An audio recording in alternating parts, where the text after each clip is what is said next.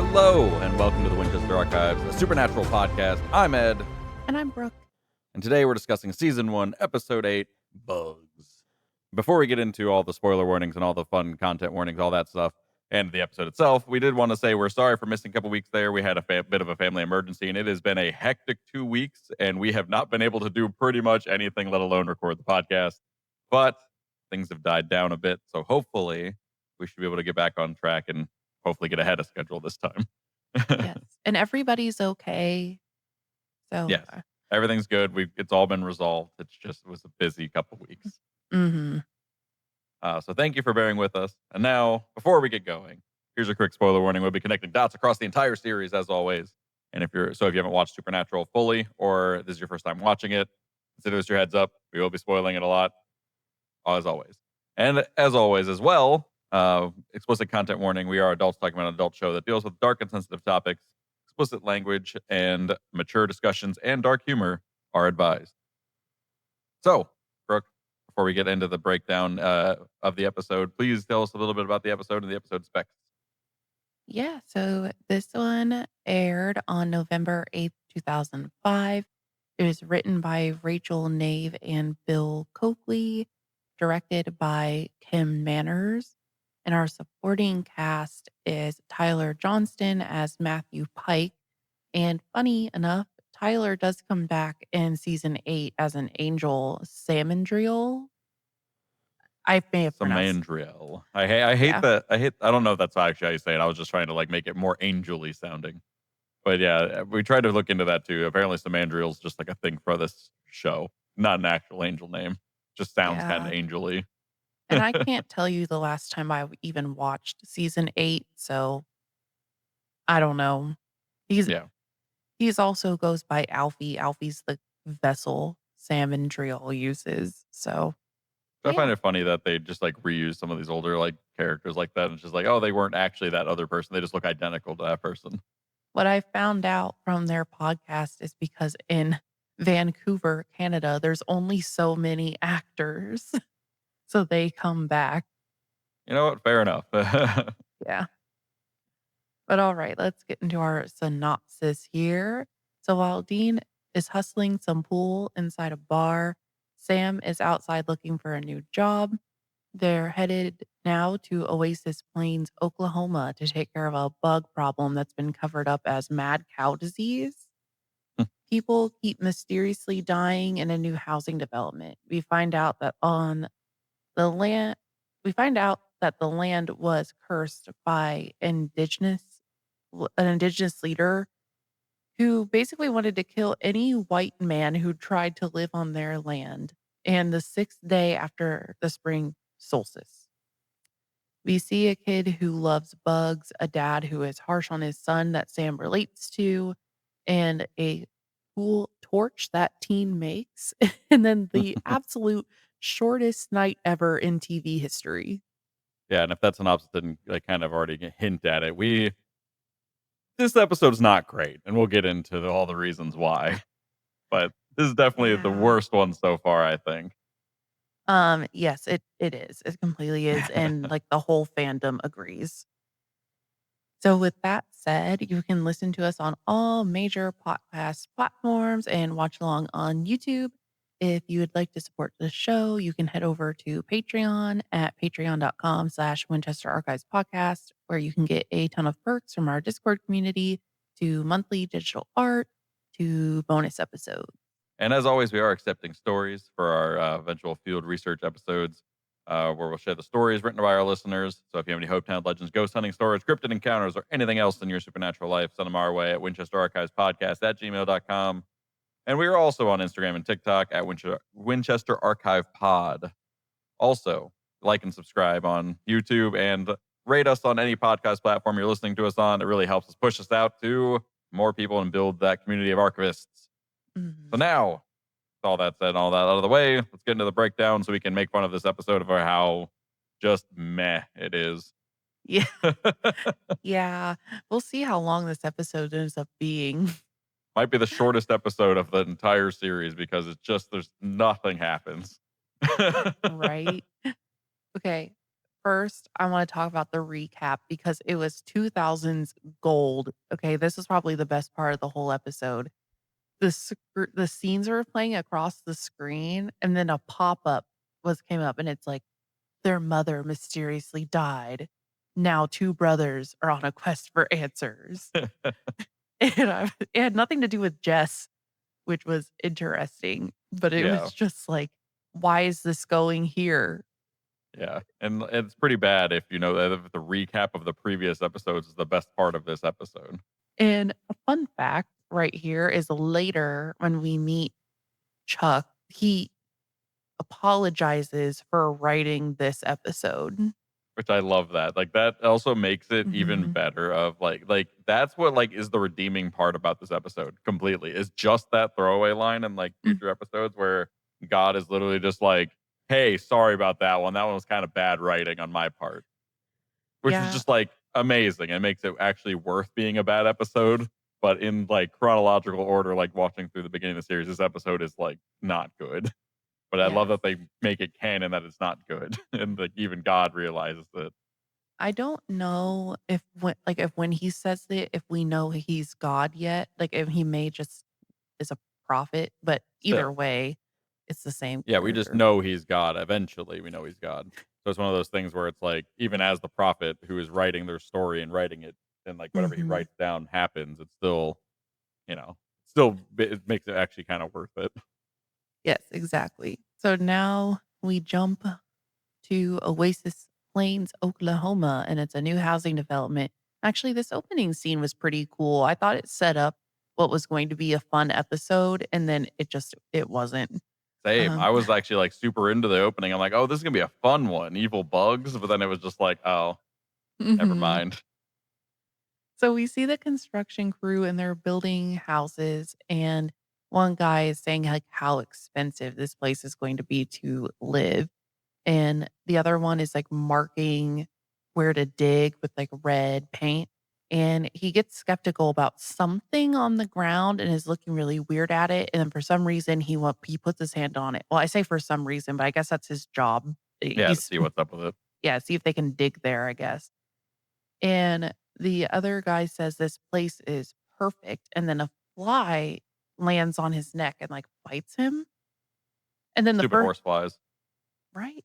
And then the first guy just falls into a hole where he put his hand, and Mhm. he yells that his ankle is broken, so he can't get out of the hole. And in this hole, there are just bugs everywhere, crawling all over him. It's, like, super gross and, like, squirmy to watch. And Oh the other yeah. and the other guy's trying to get a rope to help him out, but by the time he gets back, the bugs made his face explode. I don't know what made his face explode, but they like very much like showed that they went in his ears and like his eye, like they're like getting inside of him and like Mhm. eating him from the inside, which is awful. But it's just one of those things too, where like watching the episode, like the beginning of this shot, I was watching the bugs crawl over the guy. I'm just like, oh, I couldn't do it. That's awful. Like it makes me feel gross. Right? I can feel them crawling on my skin just watching it. You would not have been able to be an actor in this episode. No, probably not. Now we see a bar and Sam is just like chilling on the hood of the car that's just parked right outside of the bar. And he's casually reading a newspaper in the dark. Which is very Sam. I feel like to not be in the bar at all, like not even be involved. He's just outside waiting. Yeah, but I was also like, how's he reading this newspaper? It's probably not that dark. There's gotta be light from the bar, something, right? That's a good point, though. I didn't realize that he was reading at nighttime. Hmm. Like, print on a paper. And then he sees a highlight of a local death being a medical mystery. Then Mhm. Dean walks out of the bar with some cash from winning a game of pool. He was so proud of himself, too, which I loved. Yeah, he really was. Sam says they could get a day job because hustling pool and credit card scams are an honest way of living. I mean, it's not wrong. It's not wrong, but their whole lives aren't honest. Yeah, that's fair. We figured that out the last couple episodes. Yeah. But Dean says it's fun and easy, so it's better to do it his way. I mean, also fair. But is hustling pool really that easy? I feel like that'd be hard. I mean, you just got to be good at pool and like also pretend like you're bad and at first. So Sam did say though that they were raised Okay, that's terribly. coming through very badly. Like when you He- talked, it was just like a meh.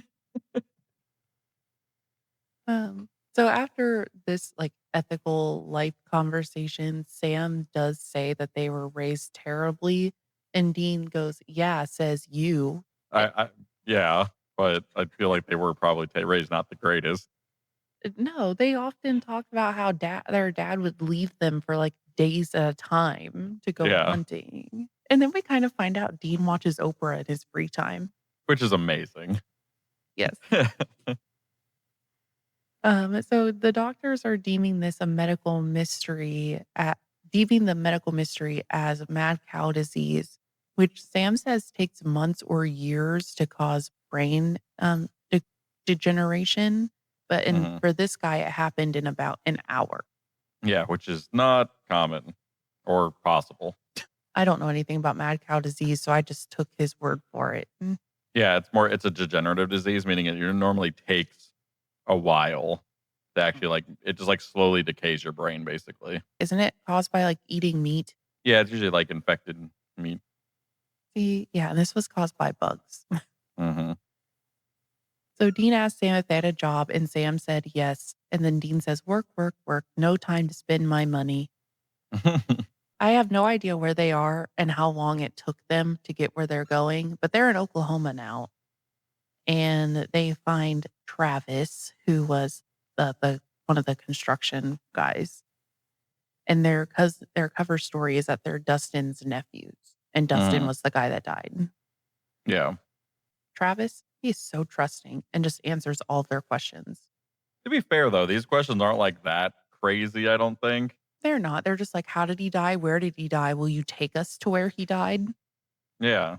It seemed like all fairly reasonable. Like that didn't seem too crazy to me because it's like just a coworker who died at work, you know, it's like it's wild. I don't know. I didn't think it Mhm. was like a bad thing that they was trusting. Some of the other people like that we've talked to that are like more in positions of authority that were so trusting of them, who I Yeah, thought was a little more strange than this random like contractor. true. Because sometimes they're like, "Are you sure you never cheated on your wife?" And it's like, "Wait a minute, who are you? Why are Hmm. you talking to me?" Also, apologies for any squeaking that comes through. Our dog is currently playing with a new chew toy he got. And he's just living his best life. Hmm. Alright, so they're looking in the hole, and Dean says there's only room for one and says, "Do you wanna flip a coin?" And Sam says they have no idea what's even down there. And Dean says, "All right, I'll go if you're scared." Which And is amusing to me just because they were just like he just like eggs him on about being scared to get him to like be like, "No, I'm not scared. yeah. I'll do it." And they were crossing caution tape. However, I don't think this is like police caution. It just said caution on it. So I feel like this isn't like an illegal crime scene thing. It's just kind Yeah. of weird that nobody is being like, "Hey, you should stop that." Yeah, I think it's like not a like crime scene like caution tape. I think it's just more just like, "Hey, there's a hole that appeared in the like a sinkhole basically. Please don't come near here." Kind of Mhm. caution tape from like the contractors themselves probably. Like once they got the guy out of the hole because like Yeah. if he got like the brain disease in a few hour or in an hour or so, he probably got out of the hole and then like died. Yes. Or he died in the hole, but he like died in the hole after like falling. So we were like, "Oh god, that's like scary. Avoid Mhm. this." Yeah, that's true. They do flip a coin and Sam loses. So he's going down. They both Well, Sam grabs the coin in the air and is like, "Oh, I'm going."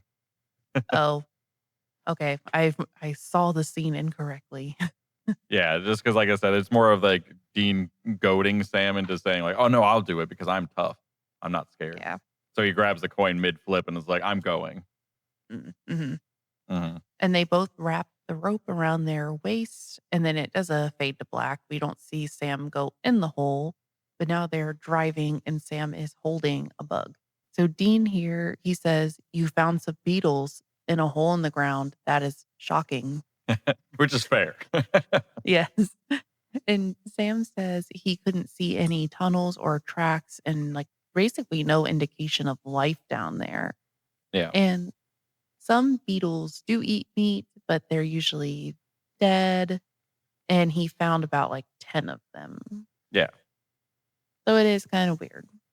it is. Dean thinks it's a stretch, but Sam says they need more info on the neighborhood. So they're going to go to an open house barbecue. And I think it's funny how like the past like 3 episodes have basically been the same thing of like, here's a stretch, and it ends up being their thing every time. Mm-hmm. Exactly. I'm unconvinced that this is one of our things, even though it always is. Mm-hmm. Always is. And Sam says, like, are you only going here for the free food? And Dean says, like, of course not. I'm a professional. Mm-hmm. Yes. It's totally about the free food. So Dean and Sam are walking to the open house, and Dean is doing his thing of deflecting to validate his way of life, because he says he would have hated growing up in a place like this. And Sam asked why, and Dean says, manicured lawns, how's your day, honey? I'd blow my brains out. I mean, to be fair, Dean isn't very much that normal person. Like, he's so indoctrinated in this shit that he like probably actually believes that at this point. True. Except But when we see actually in a few episodes that he kind of enjoys it too. yes, when he moves in with Lisa. Mm-hmm. But Sam says there's nothing wrong with being normal, but Dean insists he would take his family over normal any day. So they go up to the house and they meet Larry, who is the developer. The brothers usually identify themselves as brothers, but they didn't this time. And Larry says, we accept homeowners of any race, religion, color, or sexual orientation.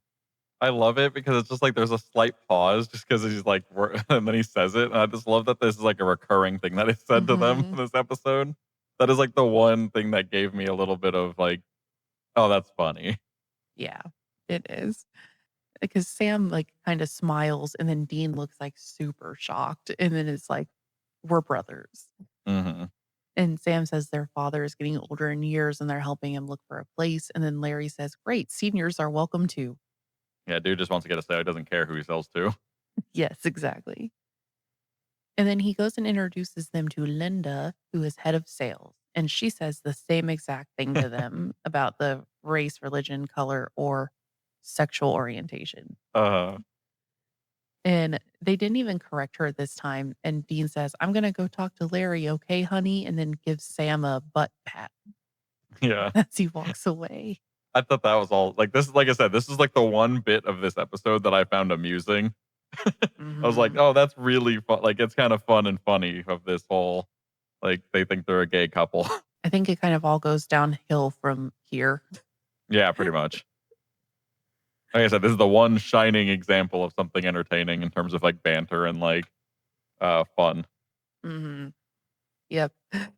And then as Sam is talking more to Linda, he sees a spider crawling and he's just like, hey, bye. And then like picks up the spider and goes and walks it over to a kid. Mm-hmm. And we find out that that's Larry's son, Matthew. And Mm-hmm. Matthew likes everything spiders and insects and like creepy, crawly dudes. Mm-hmm.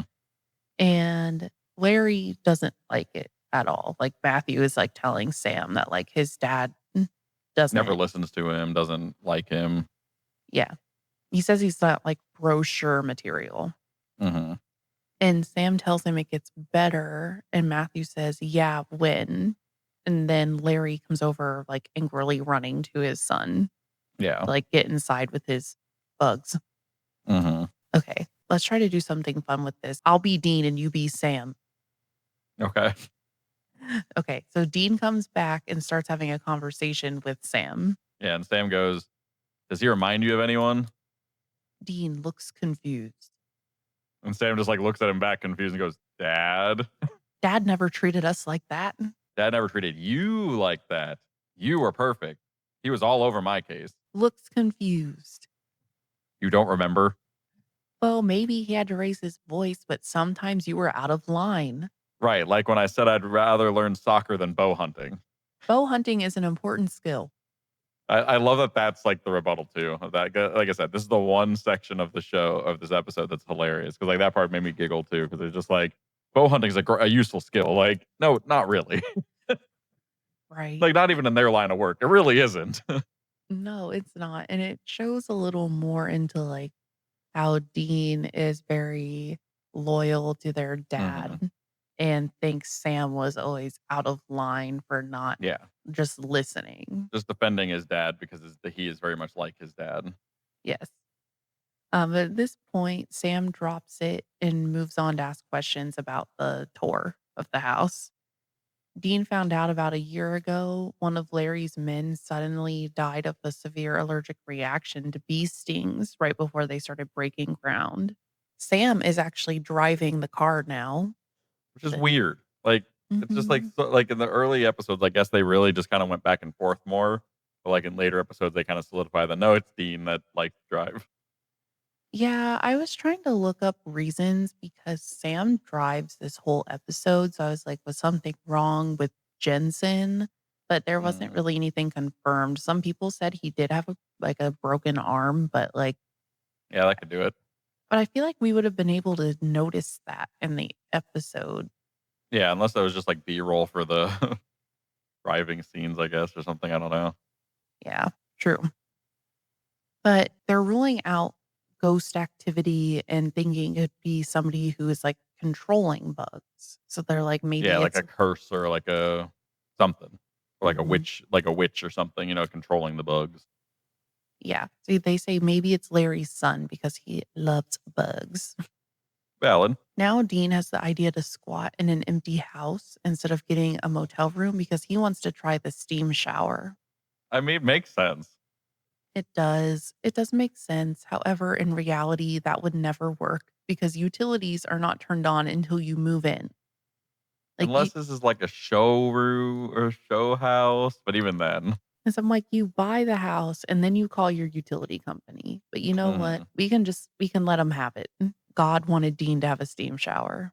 Now we're in Linda's house. She turns on the news and the county is spraying to kill bugs because of the West Nile virus. And a spider just crawled on her face, which is so terrifying. And Yeah, then I hate it. she takes it off her face and she's like, I'm just going to go shower. She's in the shower and tons of spiders come out of the wall behind the shower head. Tons of the worst looking spiders ever. I Like, was, I get it that this is early on in the series, the budget isn't great for effects, and, like, this is also, like, early 2000s, so, like, the effects in general aren't even great. But, like, oh my god, do they look so bad. yes, I was just about to say it. It was like, Also, like, this is one thing that bothers me too. Like, with them coming out like that, she, like, runs through the glass door. How is that someone's reaction? well, she slips. We see her feet. Yes, but, like, it just to me looked like cartoony where she, like, did, like, the whole, like, you're standing in place, feet moving thing, and then you crash through a wall. Yeah. It was like that. I'm just like, "You couldn't open the door?" No, because she didn't die by spider. Well, in the shower, she didn't die by spider. She fell through the glass door and then she crawled for a little bit and she died in her bedroom. Yes. Either 2 spiders or bleeding out or both.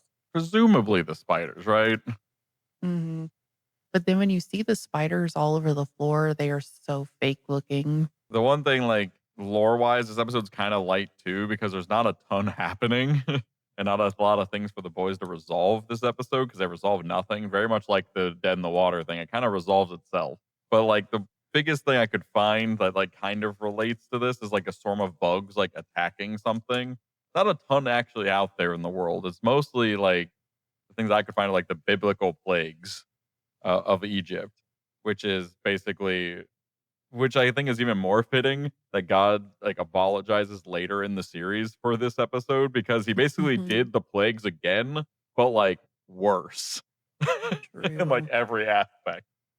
Like, so he did his, like, usual, like, I'm gonna send storms of bugs, but, like, this time it's not even, like, locusts or anything, it's, like, beetles and bees. And also, like, they kinda just fuck off and fly away at the end. But yeah, like in the Bible, God punishes Egypt by sending a whole lot of swarms of creatures. But in this case, well, I'm going to focus only on like the bugs because like that's the only thing that's kind of relevant. There's also like toads and stuff that also swarm, but those Mhm. are less relevant here. But there was swarms of gnats that turned all dust in Egypt into lice and gnats, which sounds awful. Yeah, that does sound terrible. And Gnats. then they, Ooh. yeah, exactly, just, ugh, and lice. Oh. But yeah, the most popular one, like the reference in pretty much any other type of media, is always like the plague of locusts that covered the ground so that it cannot be seen, and that they will devour all that you have left. Which again, not as fitting for this episode where they didn't really do anything. They killed Mhm. like the swarms of bugs killed 2 people. No, Yeah. technically 3. There's the one dude that was like a year ago. Yeah. But yeah, there isn't any examples from what I could tell of insects, like swarming insects eating people, but it is a very common trope in like horror movies and games and things like that. Yes, But and they're never good. yeah, it's one of those things that's hard for people to get right, I think. Because like the Mhm. idea sounds awful, like sounds scary, but it's also like, how do you make a swarm of insects look good? And also how do you make them like behave as like an actual antagonist? That makes it hard. Yeah, it does. Because like, everybody is a not everybody, but most people, right, are afraid of bugs in some way. So Hmm. you think it'll be a good idea, it's just executing it is bad. I know we keep saying it's bad, but I wanna throw out there that I don't think it's one aspect. I don't think it was like, all the writing. I don't think it was all the props. I don't think it was all direction. All of it together was just not good. Yeah, and like it's just the again, it goes back to like these are supposed to be monster of the week episodes where it's like boys come in, fight a monster, they solve the problem, they leave as heroes. Like that's kind of like the trope of this series as a whole, but also like Mhm. especially the early seasons because like that is what it is, monster of the week. You know, you have Mhm. to resolve it by the end of the episode, which is like fine. But this just like the dead in the water episode, they don't do anything in this episode. That I feel like takes a lot away from it. Like it'd be one thing if they Mhm. like broke the curse, but also I feel like I'm glad they kind of didn't break the curse in this example, which we'll get to with like the actual reason for the curse and all that. I think it's like better if you just leave it there. Mhm. But yeah, it's a weird one. It Kind of all is for combines into sure. come into a less than stellar experience.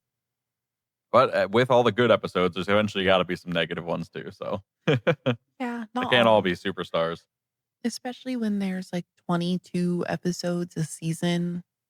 Hmm.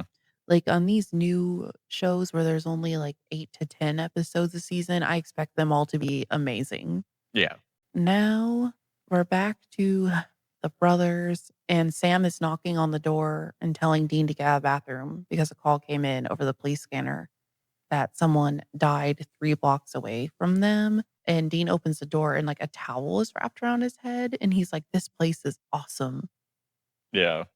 which really goes against, his previous statement of never needing to live in a wanting to live in a place like that.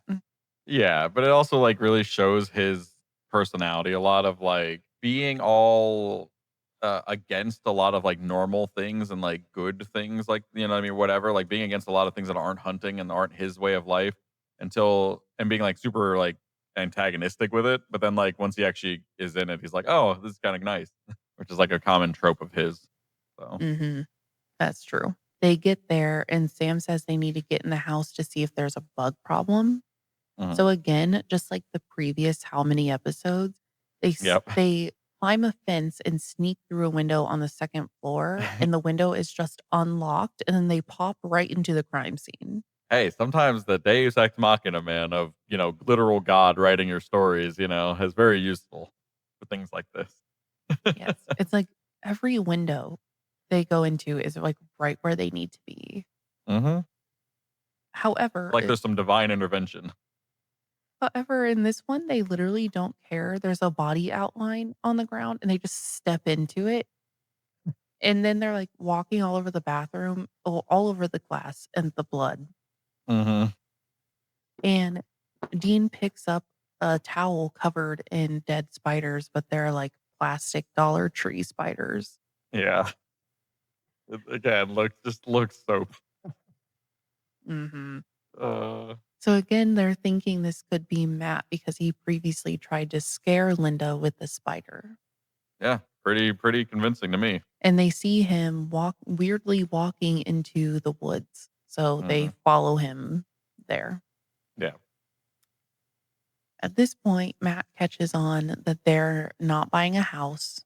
So now they're asking him about the bugs, and Matt says he doesn't have anything to do with it, but he does know something weird is happening with the insects, and he wants to Hmm. show them something. So as they're walking to where they're going, Matt says he has tried to tell his dad something is going on, but Larry doesn't want to listen to his freak son. And Hmm. Sam says that he gets it.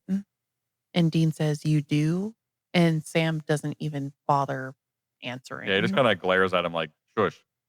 Yeah. We now find out Matt is 16, and Sam tells Matt in 2 years he can go away to college and get away from his dad. And Dean says, "What kind of advice is that? The kid should stick with his family." Mm. And Yeah. Sam is like about to square up, but he just like backs down.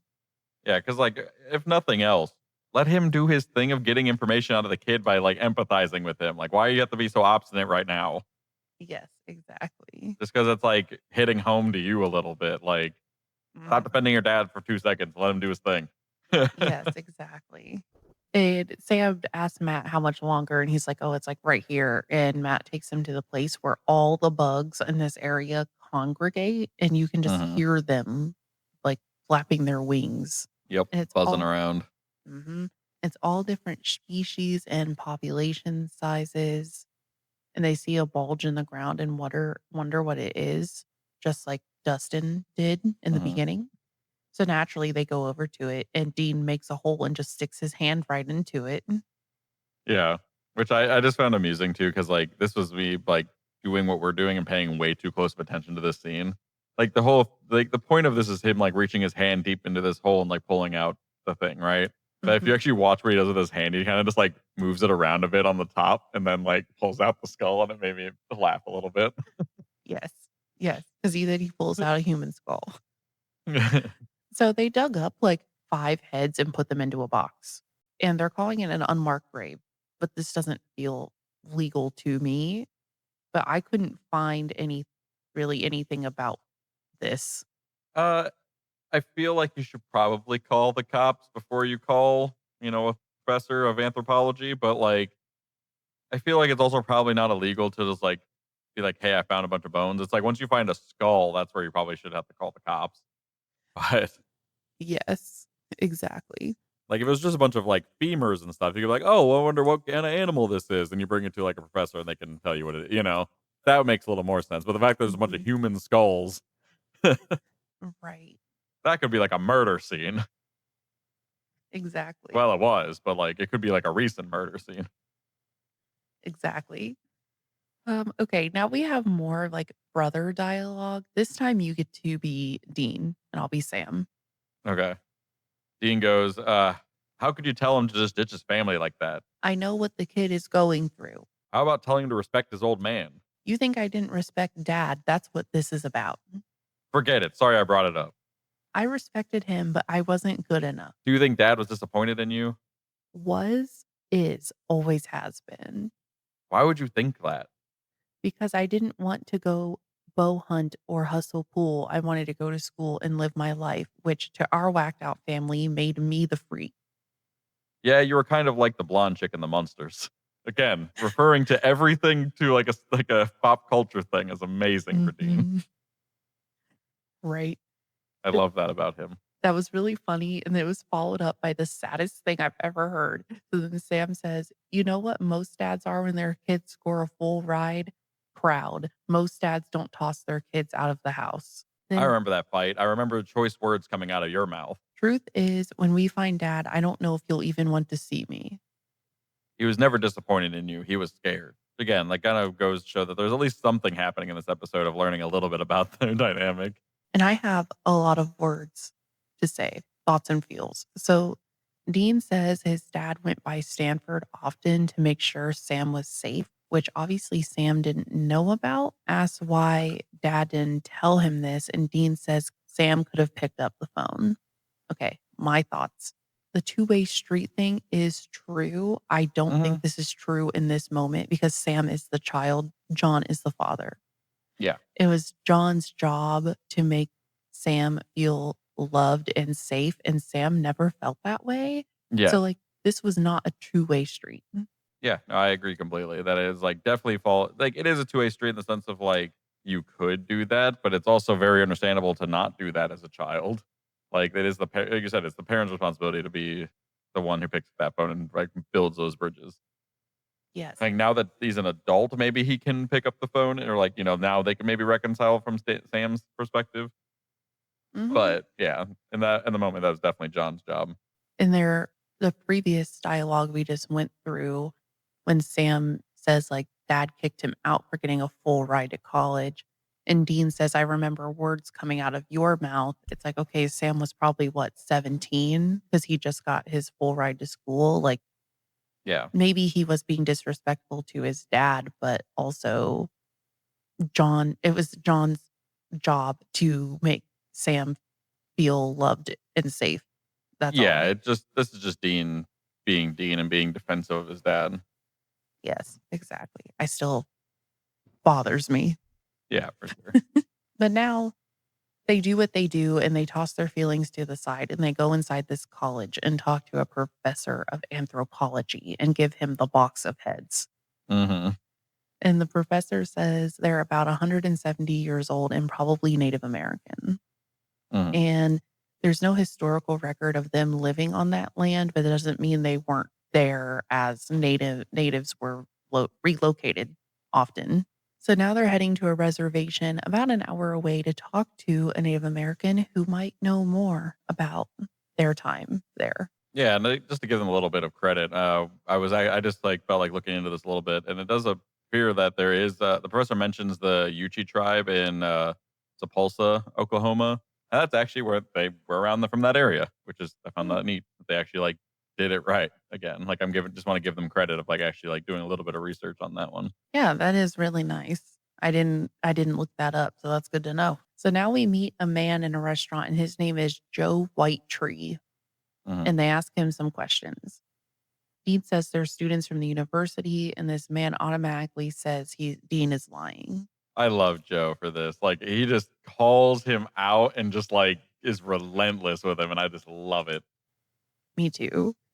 And then he says he's like Sam because Sam is not a liar. He then tells the story that his family has passed down about what happened years ago. So he says the cavalry,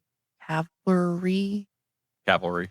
that word, came and did awful things to them.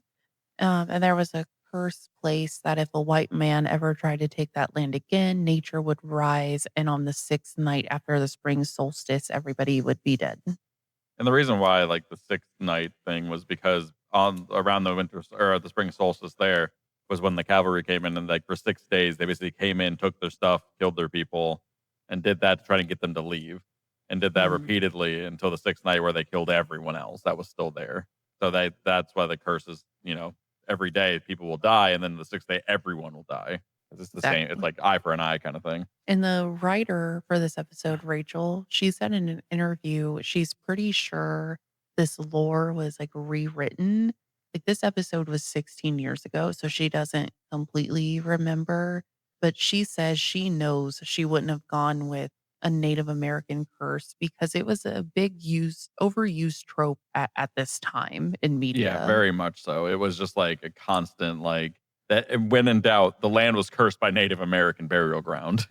Like Hmm.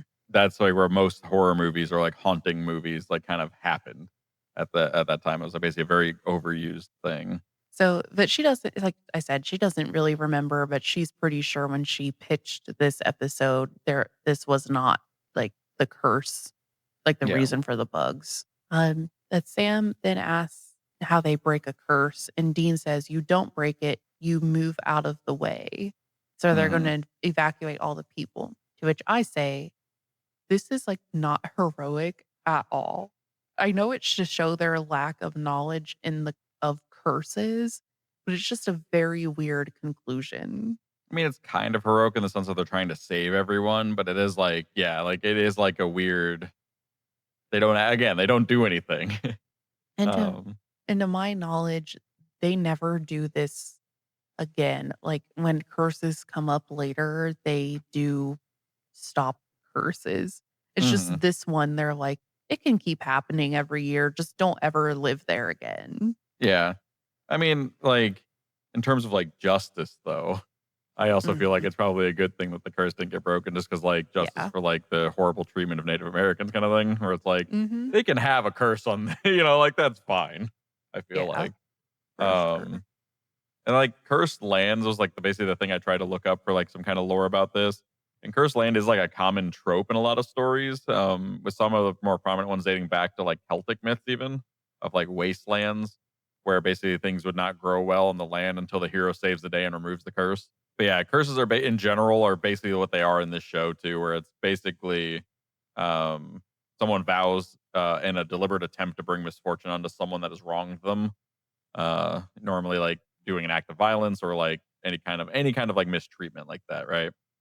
And Mhm. that's how, like, basically all cursed kind of tropes go in everything, where you just kinda, like, vow, like, "You will never whatever," and then you die, you know? Mhm. It's just like we said before, it's kind of a tired trope at this point in the media, of, like, the Native American cursing the grounds of, but it also, again, kinda justified with how poorly they were Mhm. treated. Yeah, exactly. I think it's justified too in this episode. Now we see Matt and he sees a hole and a lot of cockroaches come out of it, and it even scares him into running away. Well, to be fair, like, that's a lot of bugs.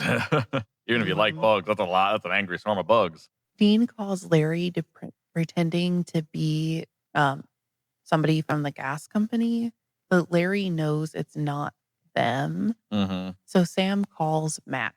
Not sure when or how he got Matt's phone number, Yeah. but he did. And Sam tells him to get his family out of the house because a lot of bugs are coming. And Matt says his dad won't listen. And Sam says, "You need to make him listen." Dean takes the phone and says, "Do not tell him the truth. He'll think you're nuts. Tell him you have a pain in your right side and you need to go to the hospital." And then he turns to Sam and says, "Make him listen. What were you thinking?" And like this shows that Dean knows their dad never listened to them. Mhm. They pull up and the family is still there. Larry sees them and is mad about it. Understandably. Yeah.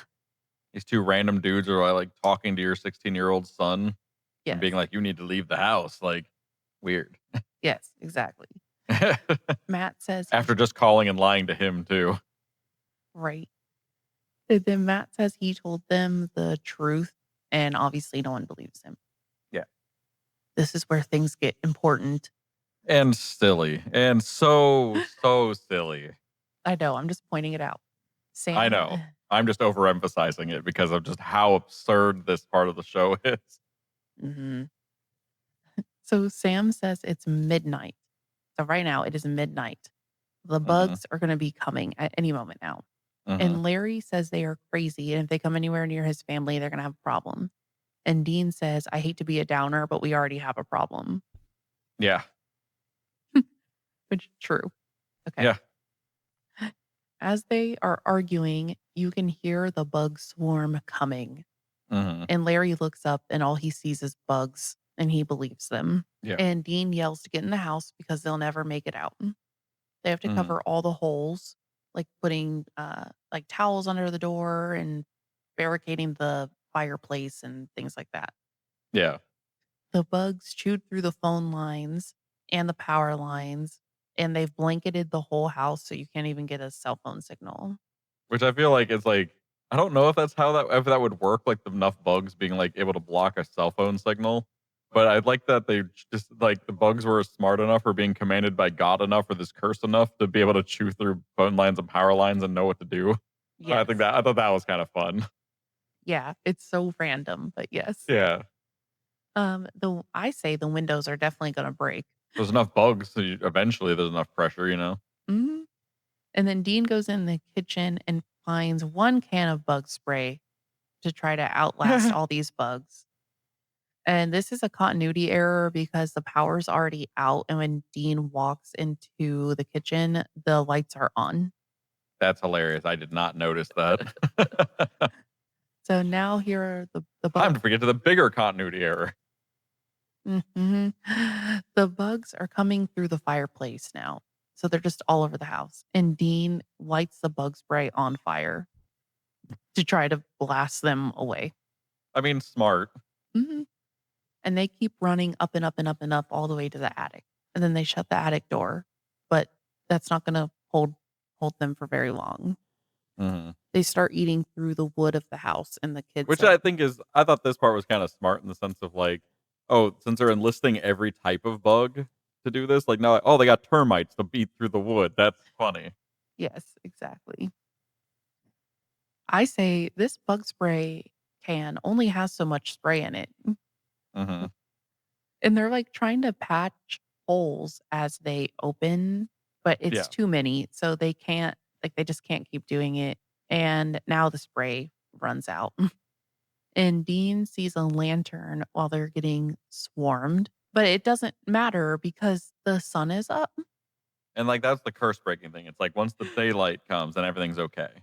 Yeah, they had to survive the sixth night. Yeah. They have to survive until sunrise, which sunrise probably like 6, 7 a.m., something like that, usually. Well, it's currently March, so And this is in Oklahoma. so 7, 8 maybe. Weird because it was just midnight.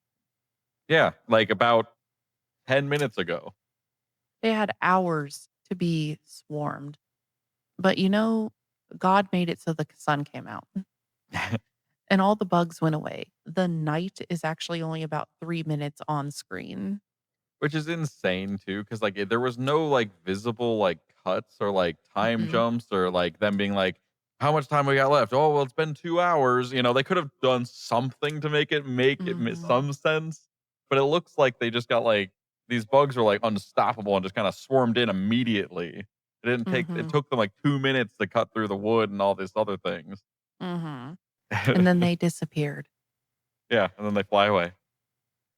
Fun fact about this scene, this is why I say you would have never been able to Yeah, be on no, there's this no way. episode because they used live bees.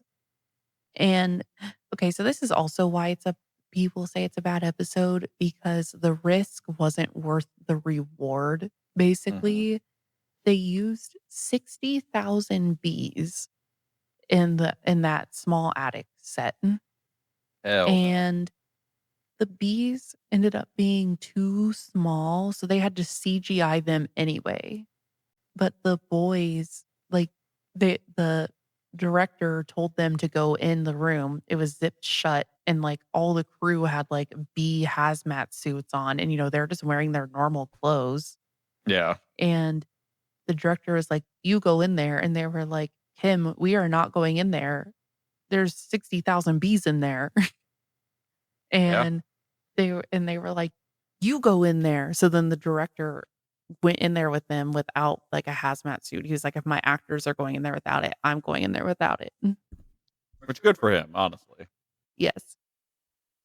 And, like, they had to keep vacuuming up the bees in between takes and then letting them back out, and the bee That would handler just keep pissing them off. yes, the bee handler did say that. They were like, "Try to do this in you know, as less takes as possible because they're gonna keep getting agitated."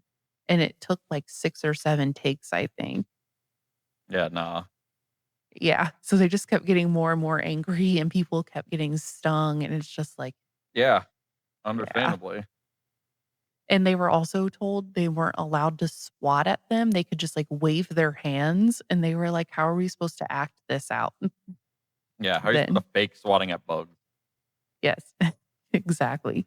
Now getting back to the episode, we now cut to Larry's family is moving, and he says the development is put on pause while the government investigates the bones.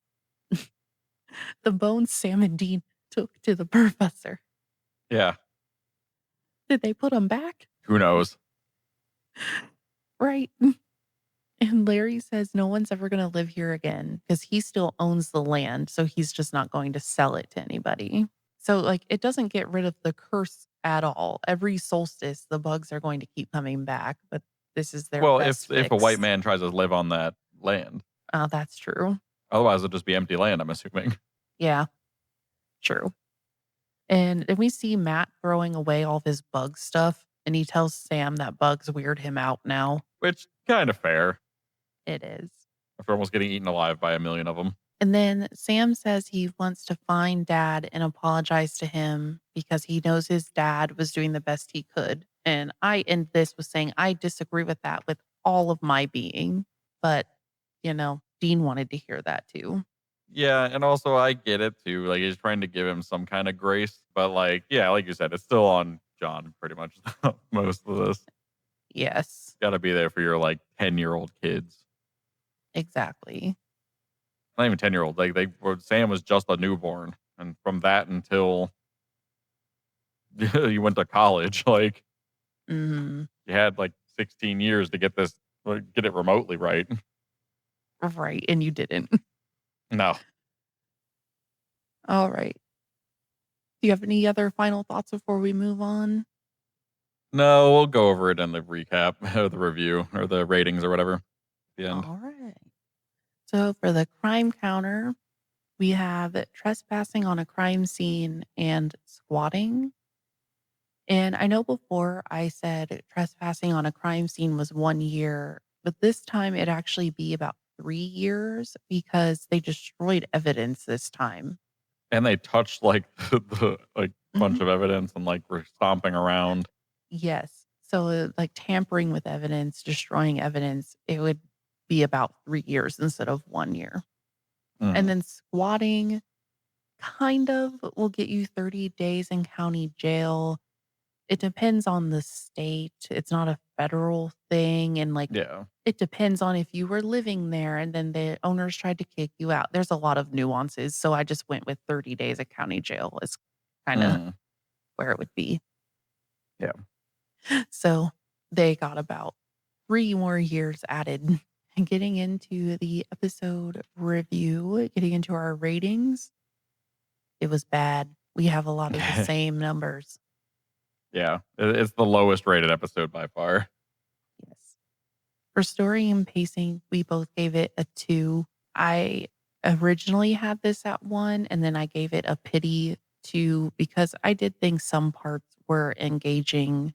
I initially gave it a 1 too in my initial review, but I also gave it a bump up to a 2. But the reason why I did was because I think later in the season the series, where God takes accountability for how bad this episode is, Mhm. makes it better. So I gave it an extra 1 up for that. It gets 1 extra pity point because God redeems it later by making fun of how bad it was. That's fair. For monster lore, I gave it a 1. I gave it Um, a 2. I gave it a little bit more of a boost here just because it is like a trope that got like again, this is all going back in the larger context of the series as a whole because we know God based on the Bible and things like that. He does use swarms of bugs as like a kind of mhm, a thing he does to like punish people as like curses. So like I was like, okay, I'll give you a little bit of like give you an extra little bump because of that. But other than mhm. that, it wasn't very much lore and it wasn't very compelling. Yeah, that's exactly why I gave it a 1. There wasn't really any And they lore. didn't do anything with it. Like they didn't do anything to the curse or anything. So it was just kind of like there and they didn't like explain how curses work or anything. It just kind of happened. For character development, we both gave it a 3. I'm pretty sure for the same reason. We learned a lot about dad and Sam's relationship with him. Yeah, that is the only redeeming thing of this whole episode in terms of like overarching scores is that like at least we got that. Visuals and direction, I gave it a 2. And I gave it a 1. Seems to be our traits that we do a lot. You guys tend to be a little bit looser on like or a little nicer on the visuals and directives and cinematography stuff, and I tend to be a little nicer on the lore stuff.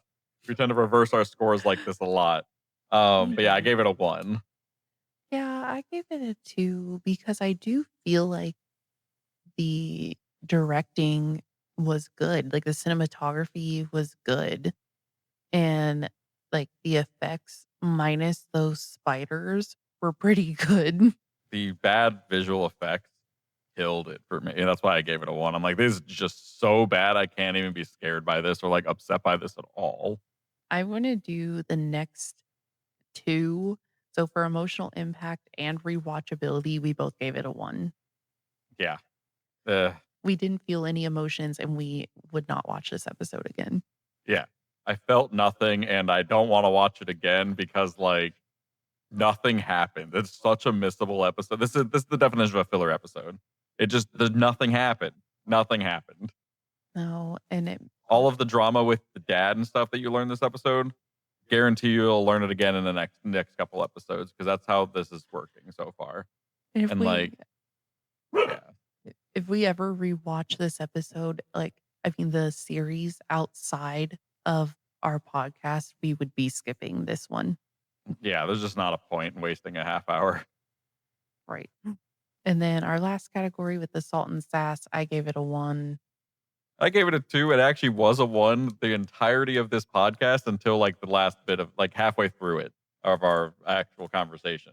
I Oh. bumped it up based on just the funny lines of like the during like the actual introduction stuff of like the hotel the property managers and stuff like that where they repeated the line of like Mm. including sexual orientation and like him being like giving him a butt pat and walking away and be like, "Oh, I'm gonna go talk to him, honey." Like I just like those things and like the random little like banters that we did when we were doing like the back and forth and the Mm. conversations.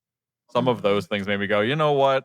I'll give him a little bit more because it was fun. Like those couple things were fun. So it was more of like another pity point of like, it's fine. I'll give you a couple little for those couple jokes Oh, that's fair. That makes me because feel they just bad. entertained me enough. Like, Yeah. no, but this is me reaching because like I was trying to give them anything I could. And like those couple jokes did make me actually laugh out loud when I watched the episode. So or like chuckle to myself a little bit. I So I saw someone online say they don't skip this episode on rewatch because they want all the actors to get their royalties for it still, which fair. I'm like, I guess. But anyway, our average scores, mine was a 1.57 out of 5. And mine was a 1.57 out of 5, but I bumped it up to that 1.71 with that extra little pity point at the end. Yep. So our combined score is a 1.64 out of 5. So yeah, let us know what you guys think and how you rate this episode. Are we pretty on the money with that, or do you guys strongly disagree with any of those numbers? Let us know. Any final thoughts on bugs? No, we said it all. Fair enough. Well, that I guess that brings us to the end of season 1, episode 8, Bugs. Thank you all for joining us this week as we survived the very, very quick bug attack. Next week, we're heading back to the brothers' childhood home. So whenever you're ready, see you in the archive. Bye bye. Bye.